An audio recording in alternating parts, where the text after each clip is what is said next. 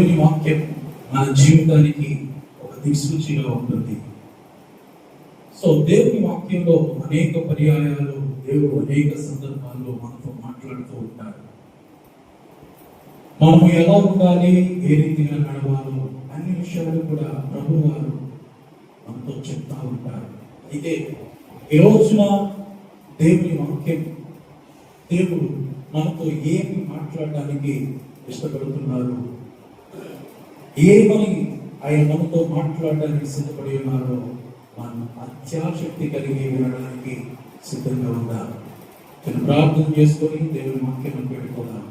ప్రేమ కలిగిన ప్రభావానికి వందనాలు, స్తోత్రాలు తెలియజేస్తున్నాం తండ్రి. ఎంతవరకు వెలుగులై నడిపించిన విధానం మంచి నీకు వందనాలు, స్తోత్రాలు తెలియజేస్తున్నాం ప్రభా. ఈ సమయంలో నాయన మీరు మాత్రమే కూడా మాట్లాడమని, మీరు మాత్రమే బలపరచమని, సహాయం చేయమని సమస్త మహిమ ఘనత ప్రభావానికి ఆరోపిస్తూ యేసయ్య నామమున పేరిట ప్రార్థించి వేడుకుంటున్నాము తండ్రి, ఆమేన్. బైబిల్ గ్రంథంలో చాలా మంది గొప్ప గొప్పవారు ఉన్నారు. దేవుని కొరకు పనిచేసిన వారు ఉన్నారు, దేవుని కొరకు ప్రయాసపడిన వారు ఉన్నారు. బైబిల్ గ్రంథంలో చాలా మంది చాలా సందర్భాల్లో బలవంతులైన వారికి కూడా కృంగిపోయిన సందర్భాలు చాలా ఉన్నాయి. బలంగా దేవుని పరిచయం చేసిన వారు సైతం కూడా ఏదో ఒక దశలో, ఏదో ఒక సందర్భంలో కృంగిపోయిన సందర్భాలు, కృంగిపోయిన ఆ యొక్క స్థితిగతులు మనకు కనబడుతూ ఉంటాయి. వారు బలమైన వారే, కానీ ఏదో ఒక సందర్భంలో వారు కృంగిపోయారు. అటువంటి సందర్భాల్లో దేవుడు వారిని బలపరిచాడు. బైబిల్ గ్రంథంలో రాయబడింది, బైబిల్ గ్రంథం సెలవిస్తుంది. యెషయా గ్రంథము 40వ అధ్యాయము, యెషయా గ్రంథము 40వ అధ్యాయము 29వ వాక్యంలో చక్కని మాట రాయబడింది. సొమ్మశీలిన వారికి బలమిచ్చువాడు ఆయనే, శక్తిహీనులకు బలాభివృద్ధి కలుగజేయవాడు ఆయనే. సొమ్మశీలిన వారికి బలమిచ్చువాడు ఆయనే. ఈ రోజున అనేక పరిస్థితులు గుండా మనం వెళ్తున్నాం, అనేక సందర్భాలు గుండా మనం వెళ్తున్నాం. అయితే కొన్ని సందర్భాల్లో, కొన్ని పరిస్థితులు మనం ఏం చేస్తుంటాయంటే కృంగదీస్తూ ఉంటాయి. కొన్ని పరిస్థితులు మనం ఏం చేస్తూ ఉంటాయంటే కన్నీళ్లు పెట్టిస్తూ ఉంటాయి. కొన్ని సందర్భాలు మనం ఏం చేస్తాయంటే ఆరాటానికి గురి చేస్తాయి. కొన్ని సందర్భాలు మనం ఏం చేస్తాయంటే ఆందోళనకు గురి చేస్తాయి. అయితే బైబిల్ వాక్యం చాలా స్పష్టంగా తెలియజేస్తుంది. దేవుని వాక్యం చాలా స్పష్టంగా మాట్లాడుతుంది. సొమ్మశీలిన వారికి బలం ఇచ్చేవాడు ఆయనే. ఎవరండి ఆయన? ఎవరు ఆయన? సర్వమును సృష్టించిన వాడు ఆయన ఒక్కరే. సమస్త ప్రపంచాన్ని నిర్మించిన వాడు ఒక్కరే, ఆయనే నజరేయుడైన యేసుక్రీస్తు ప్రభువారు. శక్తిహీనులకు బలమిచ్చువాడు ఆయనే. బైబిల్ గ్రంథంలో చాలా మంది భక్తులు ఉన్నారు. బైబిల్ గ్రంథంలో చాలా మంది భక్తి పరులు మనం చూస్తాం. అయితే వారు ఒకానొక సందర్భంలో చాలా కృంగిపోయారు. ఈ బ్రతుకును నేను బ్రతకలేను, ఇక నా బ్రతుకు వృధా, నా జీవితం ఇంకా వ్యర్థమైపోయింది, నా జీవితం అయిపోయింది, ప్రభువా ఎంతవరకు బ్రతికిన బ్రతుకు చాలు, ఇక నా జీవితాన్ని ఇక నేను జీవించలేను. ఎవరిని మాట్లాడింది? దేవుని కొరకు బలమైన కార్యములు చేసిన వారే. పాత నిబంధన గ్రంథంలో ప్రవక్తలలో గొప్ప ప్రవక్తగా పరిగణించబడిన ఏలియా, ప్రవక్తలలో గొప్ప ప్రవక్తగా పరిగణించబడిన ఏలియా భక్తుడు ఏమంటాడు చూద్దాం. మొదటి రాజుల గ్రంథం, మొదటి గ్రంథం 19వ అధ్యాయం పేజీ నెంబర్ 300. రాజుల మొదటి గ్రంథం 19వ అధ్యాయము 4వ వాక్యం. తాను ఒక దిన ప్రయాణం అరణ్యంలోనికి పోయి ఒక బదిరి వృక్షం కింద కూర్చుండి మరణాపేక్ష గలవాడై, యెహోవా నా పితరుల కంటే నేను ఎక్కువ వాడను కాను, ఎంత మట్టుకు చాలును, నా ప్రాణము తీసుకొను అని ప్రార్థన చేశాను. ఎవరండి? దేవుని కొరకు బలమైన కార్యములు చేసిన వాడు, దేవుని కొరకు నిలబడిన వ్యక్తి, దేవుని పక్షంగా నిలబడి కర్మేలు కొండపై దేవుని ఆజ్ఞని తిప్పిన వ్యక్తి, దేవుని ప్రవక్తగా ఒక్కడే ఉన్నాడు. యెజబెలు ప్రవక్తలు 450 మంది, వారు ఏమీ చేయలేకపోయారు. కానీ యెహోవా ప్రవక్త అయిన ఏలియా దేవునికి ప్రార్థన చేసినప్పుడు ఆ కర్మేలు కొండపైన ఆ 450 మంది అబద్ధ ప్రవక్తలు, వారు ఉదయం నుంచి సాయంత్రం వరకు వారు ఎంత మొరపెట్టుకున్నా వారు ఏ మాత్రము కూడా ఆ దహనబలి ఏం చేయలేదంట, అందించలేకపోయారు. అయితే ఎప్పుడైతే యెహోవా ప్రవక్త అయిన ఏలియా దేవునికి ప్రార్థన చేసి, ప్రభువా ఈ క్షణంలో నీవు నిజమైన దేవుడు అని ఈ ప్రజలందరూ తెలుసుకోవడానికి మీరు పరలోకం నుండి అగ్నిని పంపించి ఈ దహనబలిని దహించండి అని ప్రార్థన చేసినప్పుడు దహనబలి ఆ పరలోకం నుండి అగ్ని వచ్చి ఏం చేసిందంట, దహించి వేసి దాకున్న వారందరూ కూడా ఆశ్చర్యపడ్డారు. యెహోవాయే నిజమైన దేవుడు, ప్రభువే గొప్పవాడని అందరూ కూడా అంగీకరించినట్లుగా బైబిల్ లేఖనంలో సెలవిస్తుంది. అటువంటి గొప్ప కార్యములు చేసిన ఏలియా భక్తుడు అంటున్నాడు. ఇటువంటి గొప్ప ప్రవక్త ఏమంటున్నాడంటే, బలవంతుడైన ఒక బలమైన దేవుని యొక్క ప్రవక్త అయిన ఏలియా అంటున్నాడు, ఒక సందర్భం వచ్చింది, అతను కుంగిపోయాడు, బలహీనపరచబడ్డాడు. యెజబెలుకు భయపడదు. ఏమంటాడంటే, ప్రభా నాకు ముందున్న వాళ్ళు నేను గొప్పను కాదు, నేనేం గొప్పను కాదయ్యా, నేనే మాత్రం కూడా ఘనత వహించిన వాడు కాదు. దేవుని పక్షంగా నిలబడిన ప్రవక్తన ఏలియా బలహీనపరచబడిపోయాడు.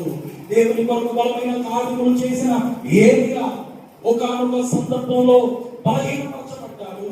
ఒకానొక సందర్భంలో కృంగిపోయి పలకకూడని మాట పలుకుతున్నాడు. ఏమని పలుకుతున్నాడు చూద్దాం. యెహోవా నా పితరుల కంటే నేను ఎక్కువ వాడను కాను, ఇంత మటుకు చాలును, నా ప్రాణం తీసుకో ప్రభువా. ఏంటంట, దేవుడు మనం పుట్టించింది ప్రాణాన్ని తీసుకోవడానికి కాదు, మన ప్రాణాన్ని నిలబెట్టడానికి. గట్టిగా స్తోత్రం చెప్పండి. నీవు ఈ భూమి మీద జీవించాలి. దేవుడు నీకు ఆయుష్ ఇచ్చినంత కాలము నీవు జీవించాలి తప్ప ఎప్పుడు కూడా ప్రభా నేను ఈ బ్రతుకు బతకలేను, ఈ కష్టంలో నేను నివసించలేను ప్రభా, నా ప్రాణం తీసుకో అనే మాటలు మన నోట్లో చెప్పుడు కూడా రాకూడదు. బైబిల్ గ్రంథంలో ఏలియా కూడా చాలా గొప్ప ప్రవక్త అయినప్పటికీ కూడా ఏలియాను కూడా బలహీనత ఆవరించింది. ఏలియాను కూడా శ్రమలు పిండి చేశాయి. ఏలియాను కూడా ఆ యొక్క బాధలు బలహీనత వహించి ఎంతగానో బలహీనపరచబడినప్పుడు ఏం జరిగిందో తెలుసా? బలవంతుడైన బలము కలిగిన దేవునికి సేవకుడైన ప్రవక్తైన ఏలియా బలహీనపరచబడిన సందర్భంలో ప్రభువా నేను ఇంకా బ్రతకడం వ్యర్థం, నా ప్రాణం తీసుకో అని ప్రార్థన చేసినప్పుడు దేవుడు తన దూతను పంపించి ఏలియాను బలపరిచాడు. గట్టిగా స్తోత్రం చెప్పండి. దైవ జనాంగమా, ఈ రోజు వాక్యం ఇచ్చినప్పుడు దేవుడు ద్వారా మనం గుర్తు పెట్టుకోవాలి, మన దేవుడు మనను బలపరిచేవాడు. ఏ సందర్భంలో కూడా మనం విడిచిపెట్టే దేవుడు కాదు. క్రూరంగా తీసే పరిస్థితులు మనల్ని కొన్ని సందర్భాల్లో ఏర్పాటు చేస్తాయి. అయితే అది ఏ మాత్రం కూడా శాశ్వతము కానే కాదు.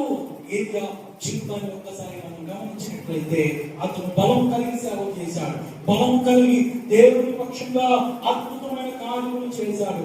అయితే ఒక దినాన బలహీనుడైపోయాడు, బ్రతకం అనుకున్నాడు. అయితే దేవుడు విడిచిపెట్టలేదండి. ఏలియా నువ్వు ప్రార్థన చేశావు కదా, నీ ప్రాణాన్ని తీసుకోమన్నావు కదా, సరే నువ్వు చెప్పినట్లుగానే నేను చేస్తాను, నీ ప్రాణం తీసేసుకున్నానని అనలేదు. దేవదూతను పంపించి నా దేవుడు బలపరిచాడు. దేవునికి మహిమ కలుగును గాక.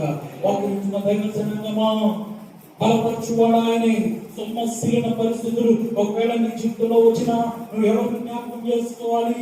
ఏలియాని జ్ఞాపకం చేసుకోవాలి. ఒకనొక దినాన ఏలియా బలం కలిగి పరిచయం చేసినప్పటికీ కూడా బలహీనుడైపోయాడు. అయితే దేవుడు ఏమాత్రం కూడా విడిచిపెట్టలేదు. సొమ్మసిలిన వారికి బలం ఇచ్చినాడు ఆయనే. ఈ రోజున దేవుని బిడ్డలు అనేక విషయాల్లో సొమ్మసిలిపోతూ ఉంటారు. ఈ రోజున దేవునికి ఇష్టమైన వారు కూడా బాధలు అనుభవించినట్లుగా బైబిల్ గ్రంథంలో మనం చూస్తాం.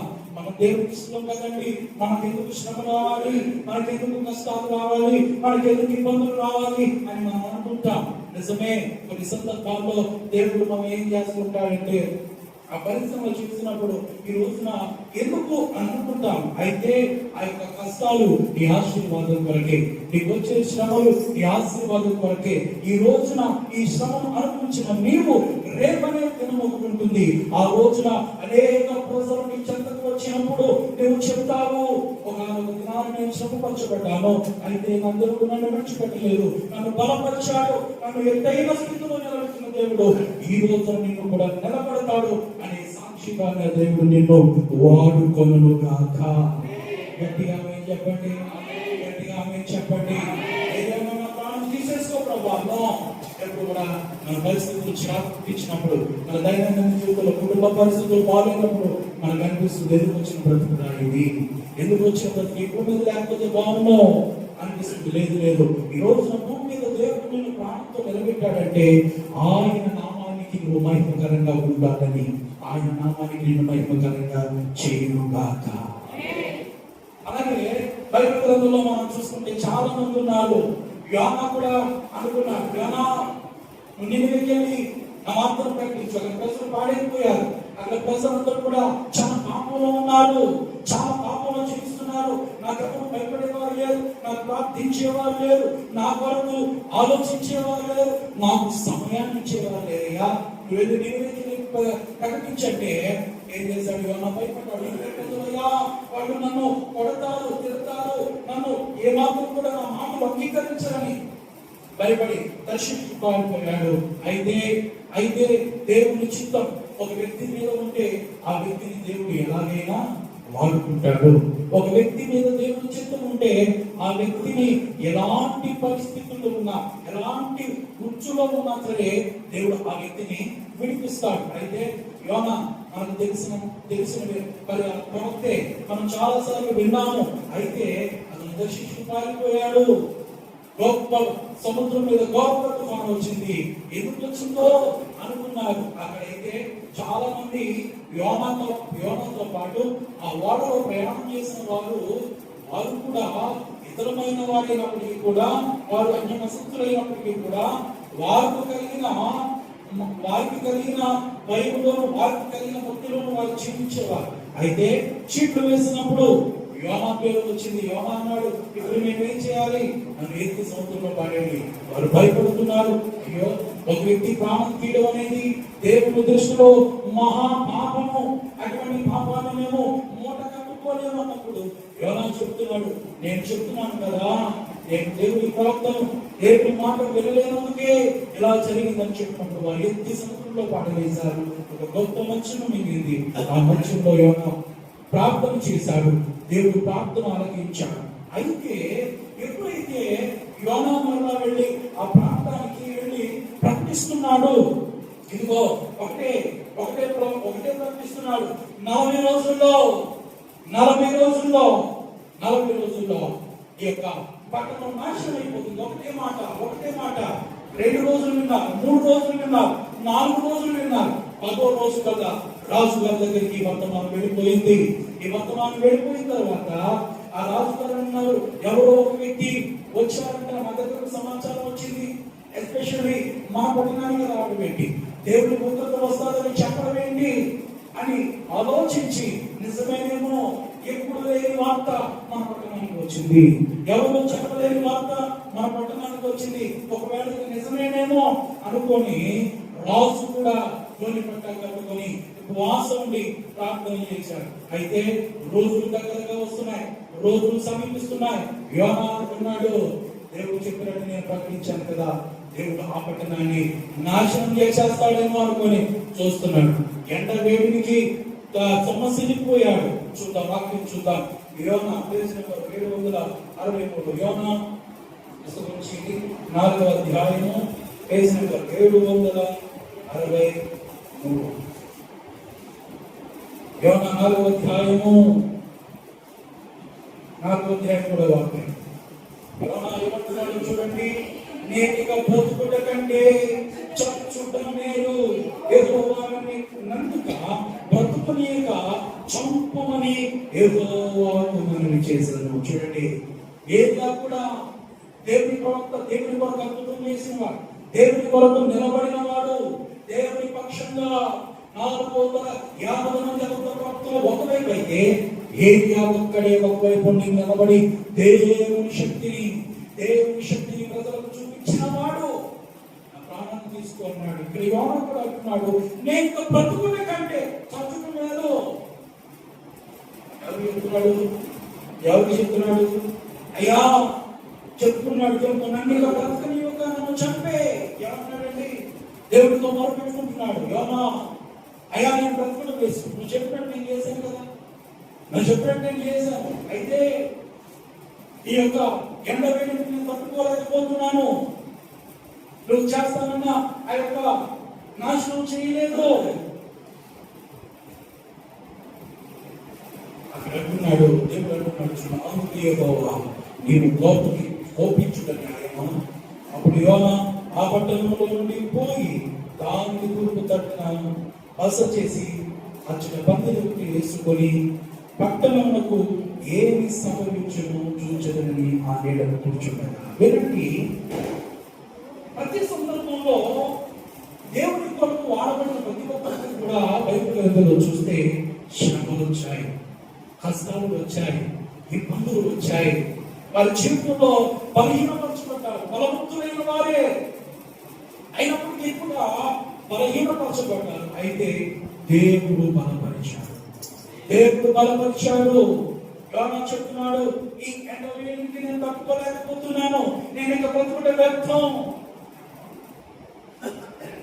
ప్రవక్త అనే సంగతిని మర్చిపోయాడు. నేను ఒక దేవుని చేత ఎన్నుకోబడిన వాళ్ళని అనే సంగతిని మర్చిపోయాడు. ఈ రోజు చాలా మంది నేను ఒక దేవుని బిడ్డను అనే సంగతిని మర్చిపోతున్నాను. దేవుడు ఆపక్షంగా ఉంటాడు కదా అనే సంగతిని మర్చిపోతున్నాడు. నేను దేవుని సన్నిధికి వెళ్ళాలి కదా అనే సంగతిని మర్చిపోయి చాలా మంది తిరుగుతా ఉన్నారు. దేవునికి సమయాలుగా తిరుగుతూ ఉన్నారు. దేవుని మాటలకు చెవిగా తిరుగుతూ ఉన్నారు. దేవుని సన్నిధికి రాక ఏం చేస్తుంటారు? వారి పనుల్లో విజయం తిరుగుతూ ఉంటారు. ఒక్క దైవ జనంగా ఆ రీతిగా చేయడం ఏమాత్రం కూడా మంచిది కానే కాదు. బలహీనపడిన సందర్భంలో దేవుడు ఏం చేస్తున్నాడంట? బలపరుస్తూ ఉన్నాడు. యోగు కోసం కూడా మనం చూసుకున్నట్లయితే న్యాయవంతుడని, యథార్థవంతుడని, నీతిమంతుడని, తన లాంటి వ్యక్తి లేదని బైబిల్ గ్రంథంలో రాయబడింది. యోగు యథార్థవంతుడు, నీతిమంతుడు, అతనికి భయభక్తులు కలిగిన వాడు ఎవరు లేరు. ఎందుకండి?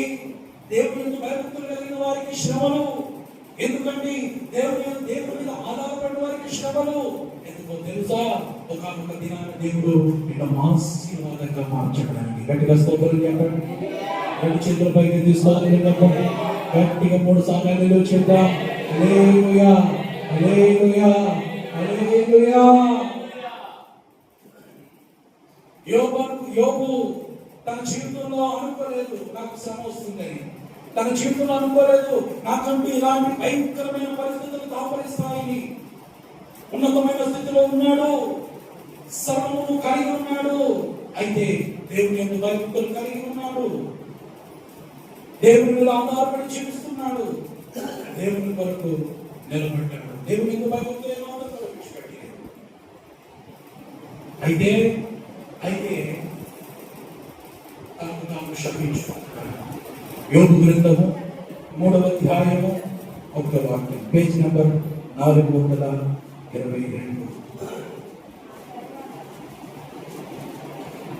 3వ అధ్యాయం 1వ వాక్యం. ఆ తరువాత యోబు మాటలాడ మొదలుపెట్టి తాను పుట్టిన దినమును శపించాడు. ఏం చేస్తున్నాడంట? ఇతను భక్తుడు, బలమైన భక్తి కలిగిన వాడు, బలమైన భక్తి చేసిన వాడు, దేవుడిలో ఎదిగిన వాడు, అనేకులకు ఆదర్శంగా ఉన్నవాడు. ఏంటంట?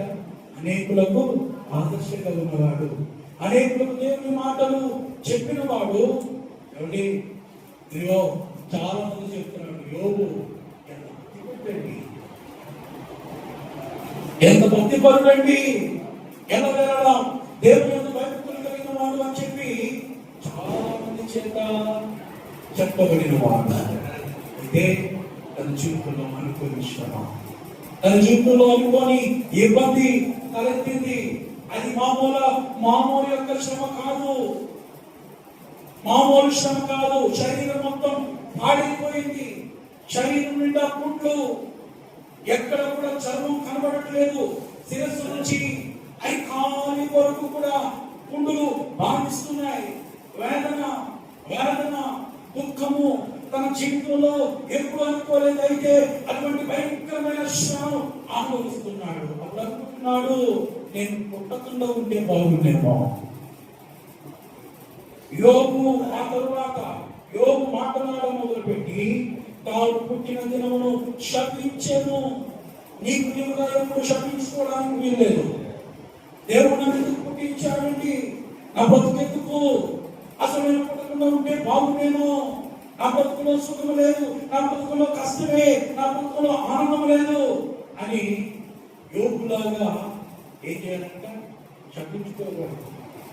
తాము పుట్టిన దినము శపించుకుంటున్నాడు.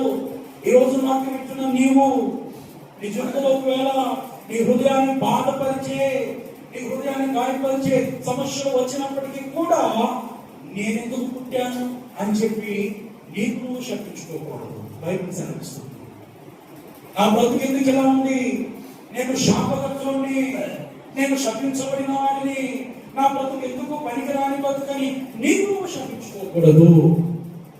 ఎదురు భయభక్తులు కలిగిన వాడు, దేవుని యొక్క భయం కలిగిన వాడు, దేవునికి భక్తి చేసిన వాడు, బలమైన భక్తి చేసిన వాడు. అయితే బలవంతులైన వారు కూడా కృంగిపోయారు. అయితే దేవుడు విడిచిపెట్టలేదండి, దేవుడు విడిచిపెట్టలేదు. ఒకానొక రోజు వచ్చింది. భక్తులు దైవ జనాంగమా, ఒకటి గుర్తు పెట్టుకో, నీకు శ్రమ వచ్చినప్పుడు, నీకు ఇబ్బంది వచ్చినప్పుడు నువ్వు దేవుని వాక్యాన్ని జ్ఞాపకం చేసుకోవాలి. నువ్వు దేవుని కొరకు నిలబడే వ్యక్తివైతే, దేవుని యొక్క భయభక్తులు కలిగిన వ్యక్తివైతే, దేవుని యొక్క సంఘ సమాసంలో ఉండి దేవుని యొక్క భయభక్తులు కలిగి దేవుని కొరకు దేవుడే ధ్యాసగా బ్రతుకుతున్న వ్యక్తివైతే వాక్యాన్ని జ్ఞాపకం చేసుకుంటావు. నీ వాక్యాన్ని జ్ఞాపకం చేసుకుంటావు. దేవుని బైబిల్ హృదయంలో ఉంటుంది. ఈ రోజున ఎటువంటి భక్తి కలిగి నువ్వు చూపిస్తున్నావు. ఒకసారి నువ్వు పరిశీలన చేసుకోవాలి, నువ్వు పరిశీలన చేసుకోవాలి. నా జీవితానికి బలమైన వాడు నా యేసయ్య, బలపరిచేవాడు యేసయ్య. నన్ను కృంగతీసేవాడు కాదు, ఆయన ఎల్లవేళలా నన్ను బలపరుస్తాడు.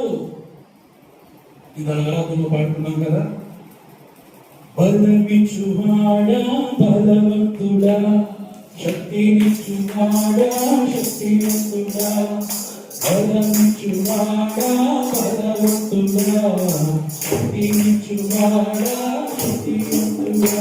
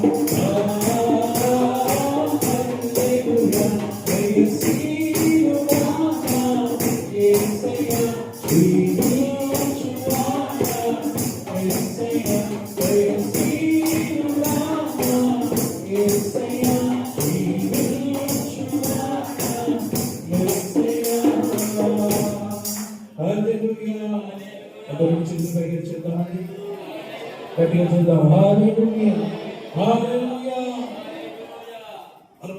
బలవంతుడైన యోబు, బలమైన భక్తి చేసిన యోబు ఏమనుకుంటున్నాడంటే, అయితే ఒక రోజు వచ్చింది, ఒక రోజు ఎవరి కోసం ప్రార్థన చేశాడు?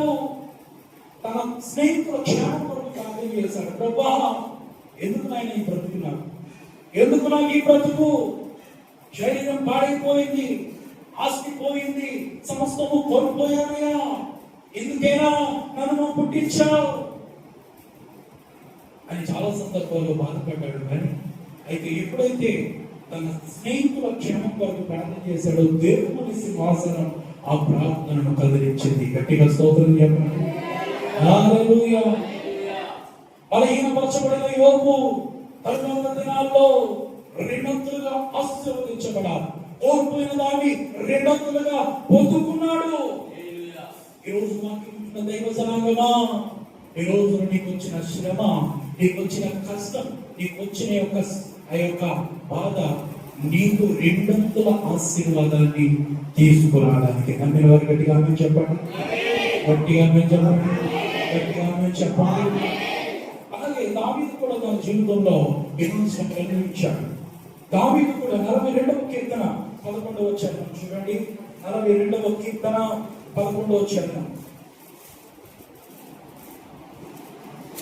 నా ప్రాణమా, నీవేళ కృంగి ఉన్నావు, నాలో నీవేళ తొందరపడుచున్నావు. దేవుని యందు నిరీక్షణ ఉంచుము, ఆయనే నా రక్షణకర్త, నా దేవుడు, ఇంకా నేను ఆయనను స్తుతించెదను. నా ప్రాణమా, దావీదు చెప్పుకుంటున్నాడు, నా ప్రాణమా. ఇక్కడ దావీదు ఈ వాక్యాన్ని రాసింది వాస్తవానికి కోరా కుమారుడు. 42వ కీర్తన రాసింది కోరా కుమారుడు. అయితే ఇక్కడ వారు భక్తిని నేర్చుకున్నారు. దావీదు కూడా చాలా సందర్భాల్లో దేవుని మీద ఆధారపడ్డాడు. 18వ కీర్తనలో చదివితే, యెహోవా నా బలమా, నేను నిన్ను ప్రేమిస్తున్నాను అని చెప్తా ఉంటాడు. యెహోవా నా బలమా, నా బలము నీవే, నా బలము నీవే, నా శక్తి నీవే, నన్ను ధైర్యపరచువాడవు నీవే, నన్ను బలపరచువాడవు నీవే, నాకు శక్తిని అనుగ్రహించువాడవు నీవే.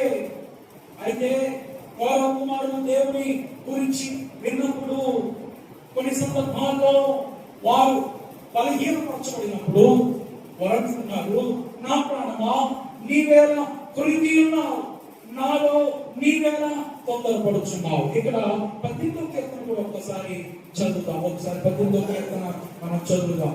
అక్కడ చూడండి, దావీదు అంటాడు, యెహోవా నా బలమా, నేను నిన్ను ప్రేమించుచున్నాను. యెహోవా నా శైలము, నా కోట, నన్ను రక్షించువాడు, నా కేడము, నా రక్షణ శృంగము, నా ఉన్నత దుర్గము, నా దేవుడు, నేను ఆశ్రయించిన నా దుర్గము. శత్రువుల చేతిలో నుంచి విడిపించబడినప్పుడు, శత్రువుల చేతిలో నుంచి, చెరలో నుంచి తప్పించినప్పుడు దేవుని కనపరుస్తున్నాడు దావీదు. యెహోవా నా బలమా, నాకు బలం అనుగ్రహించువాడవు నీవే, నన్ను బలపరచువాడవు నీవే, నన్ను ఉన్నతమైన స్థితికి లేవనెత్తువాడవు నీవే. ఏలియా మొదలుకొని దావీదు వరకు మనం చూస్తే వీళ్ళందరూ కూడా బలవంతులు. బలవంతులు కూడా ఒకానొక సందర్భంలో, ఒకానొక దశలో కృంగిపోయారు, బలహీనపరచబడ్డారు. ఏలియా మొదలుకొని దావీదు వరకు కూడా.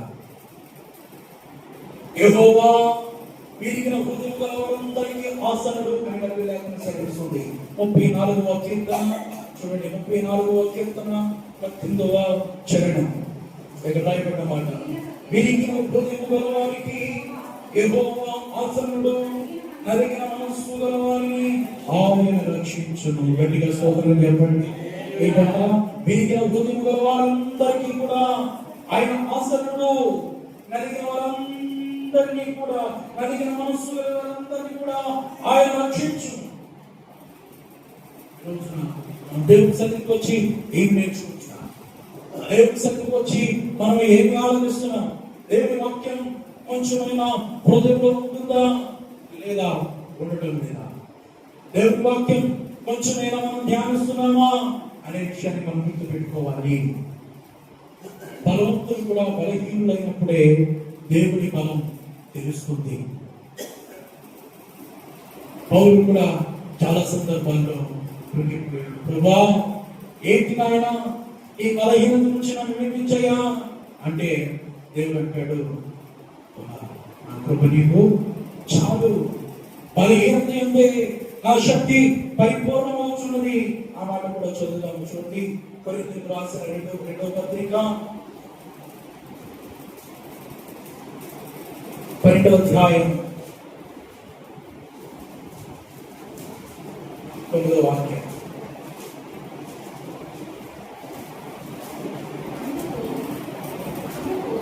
అందరూ నా కృప నీకు చాలును, బలహీనత యందు నా శక్తి పరిపూర్ణమవుతున్నదని ఆయన నాతో చెప్పెను. విశేషముగా కాగా క్రీస్తు శక్తి నా మీద నిలిచియుండు నిమిత్తము విశేషముగా నా బలహీనతల యందే బహు సంతోషముగా ఆశ్చర్యపడును. గట్టిగా స్తోత్రం చెప్పండి. బలహీనతలో దేవుని శక్తి పరిపూర్ణమవుతుంది. నీ బలహీనతలో దేవుడు నేను బలపరుస్తాడు, నేను కృంగిపోయిన స్థితిలోంచి లేవనెత్తుతాడు. ఎందుకంటే బైబిల్ ఇప్పుడు వరకు మనం చూసుకొని ఉన్నాం. ఈ రోజు సరైన శక్తిని సరైన భక్తిని కలిగి ఉన్నావా? దేవుని యొక్క భయభక్తులు కలిగి జీవిస్తున్నావా? దేవునికి నువ్వు సమయాన్ని ఇస్తున్నావా? ఎన్ని గుర్తుపెట్టుకోవాలి. నువ్వు ఏలియా గురించి మనం విన్నాం, యోనా గురించి మనం విన్నాం, యోబు గురించి మనం విన్నాం. పరాకుమారుడు చెప్తున్నాడు, నా ప్రాణమా నీవేళ కొరికి ఉన్నాం, నాలో నీవేళ తొందరపడుచున్నావు. దేవుని యొక్క నిరీక్షణ ఉంచు. దావీదు యెహోవా నా బలమా, నేను నిన్ను ప్రేమిస్తున్నాను. వీరందరూ కూడా భక్తులు, భక్తి చేసిన వారు, దేవుని శక్తిని చవి చూసిన వారు. ఈ రోజున దేవుని శక్తి ఏంటో అర్థం చేసుకోవాలి, దేవుని బలం ఏంటో అర్థం చేసుకోవాలి. దేవుని సన్నిధిని ఎప్పుడు కూడా ఆయన కలిగి ఉండాలి. బలపరిచే దేవుని నీవు నేను మనందరం కలిగి ఉన్నాం.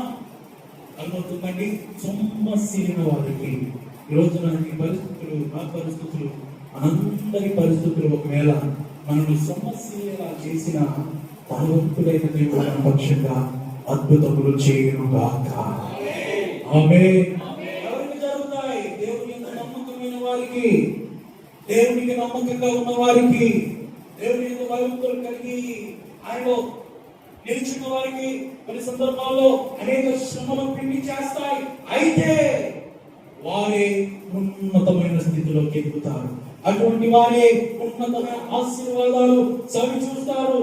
ఈ రోజున అటువంటి పౌరులకు మనం చేయాలి. ప్రభా నేను భయభక్తులు కలిగి నేను జీవిస్తాను, ఎటువంటి పరిస్థితుల్లోనైనా నీవు నాతో ఉండి నడిపిస్తానని సెలవిచ్చావు, నన్ను బలపరుస్తానని సెలవిచ్చావు. ప్రభా అందరి మధ్య నీకు వందనాలు తండ్రి. సమస్యను ప్రతి పరిస్థితుల నుంచి నన్ను విడిపించి నన్ను బలపరిచి నీలో నేను ఇంకా నమ్మకంగా ఉండి నీలో నేను ఇంకా భక్తి కలిగిన జీవితం చేస్తూ నీకు విధేయత కలిగిన జీవించే భాగ్యాన్ని నాకు అనుగ్రహించిందని అందరూ అడుగుదాం. దేవుడు మనందరినీ కూడా తన ఉచితమైన కృప చేత బలపరచునుగాక. ఆమేన్. ఆమేన్. మోకరించండి, ప్రార్థన చేసుకుందాం. మోకరించండి. ప్రేమ కలిగిన తండ్రి నీకు స్తోత్ర, మహాపరిశుద్ధుడైన మా గొప్ప దేవ నీకు వందనాలు స్తోత్రాలు తెలియజేస్తున్నాను.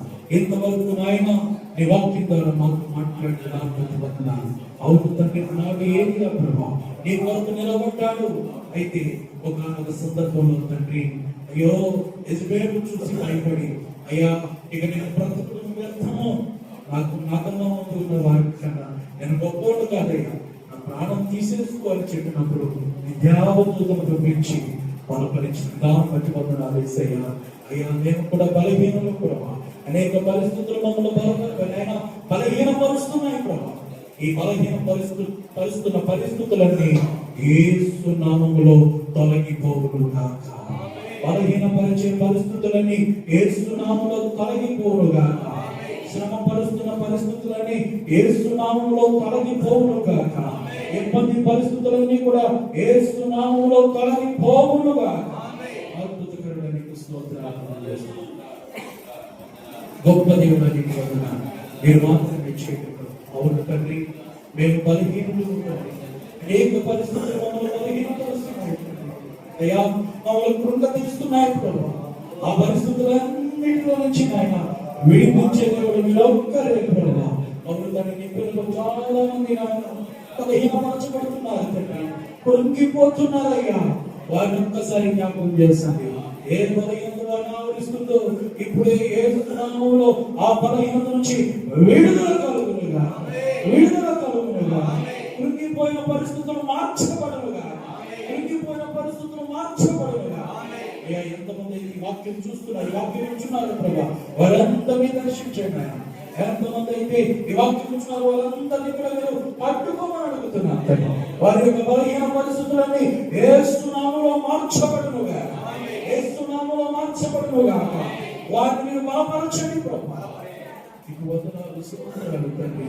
అయ్యా, నీకు వందనాలు స్తోత్రాలు. సొమ్మసిని వారికి బలమిచ్చి వారు మీరొక్కరే యేసయ్యా, మీరొక్కరే తండ్రి.